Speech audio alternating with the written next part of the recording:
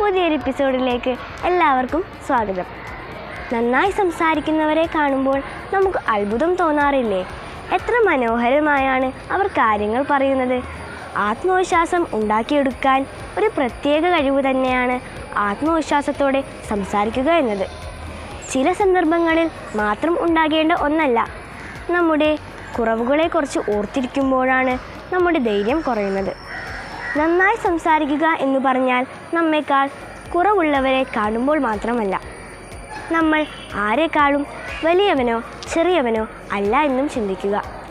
നമുക്ക് ഏതൊരു കാര്യവും ആരുടെ മുന്നിലും കണ്ണിൽ നോക്കി പറയാൻ കഴിയണം. അതിനാൽ നമ്മുടെ കുറവുകളെയും കഴിവുകളെയും തിരിച്ചറിഞ്ഞ് പരിപോഷിപ്പിക്കാൻ ശ്രമിക്കുക.